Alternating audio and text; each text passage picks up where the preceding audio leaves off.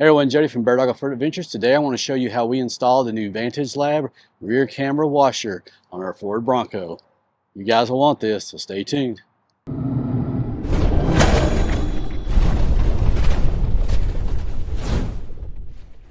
Alright, so some of you guys may wonder why I put this on here. I can tell you from, especially when out here in Arizona, these cameras get dirty, especially when you're kicking up dust. These things get dirty and get obscured. You can still see out of them, but it's not quite crystal clear. Now, there's a reason the factory has one on the front camera, because Ford had the foresight to know that that camera is going to get dirty, especially when you're falling behind somebody. But they neglected to put something on the rear camera. Well, Vantage Lab came up with two kits. They have one for the stock rear wheel spare tire housing, and they also came up with one for this turn off-road one. So now this is not a turn off-road product, but is made specifically to work with the turn off-road rear spare tire carrier. So if you have one of these like we do, definitely want to check it out. If you have a stock one, they make one for it as well. They run up similarly. We're going to show you how it's done. Okay, so we're going to do ours a little bit different because normally the instructions have you use this up here. But as you all know, I like to take my hardtop off a lot, and I want this thing to still work with the hardtop off. So what I did is I took the factory barb, put the barb in here, put this end on the factory nozzle part, and did the Y here. I have the short tube going up to the factory one. I can also disconnect that and connect it over there if I got the top off. And I'm running it down through here behind this cable. And you can see right here it comes out. I'm about to throw the trim piece back on. And now this is not it, this is another cable. And I've got it coming up here. Now you will have, if you do it this way with the hardtop kit, you will have to buy extra hose. Brittany had some extra hose on hers, so I'm using it. And I've also bought a pack of stuff off Amazon that I need just in case. I got me some cutters if I need to cut anything off. So now I'm going to run this along through here and then back in through here, and then we'll go back out to the thing, which I have this removed for now, so we can get that done. So hang tight. So the turn off road unit, we do have to, I already took one little screw off. You gotta be careful not to drop these because you don't want them to get lost anywhere.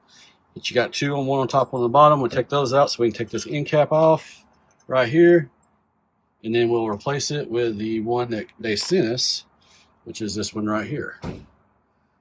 So let's see how this works. So one thing you learn real quick on the turn off row, when you have to run the tube down inside the housing, this piece here. So you do have to take that off like we did, because if you try to run it out, it pinches it closed. And you just want to make sure that you've got this positioned just right. Voila. And you want to also be careful about when you put your little screws back in, because obviously these things are tiny, and you definitely don't want to lose those. Because Cole might get mad at you. He might yell at you. Or Kylie. I don't know who I'm more afraid of. But yeah, this fits perfectly. This thing is made like it's made to be like this. Made for this specific unit. Oops.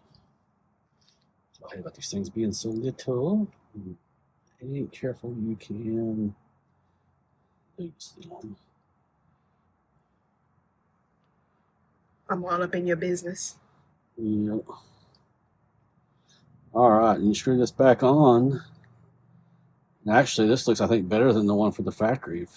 It's my personal opinion, but because it looks like it's made for it. The housing seems more protective. Like your camera sits in there a little nicer. Yeah.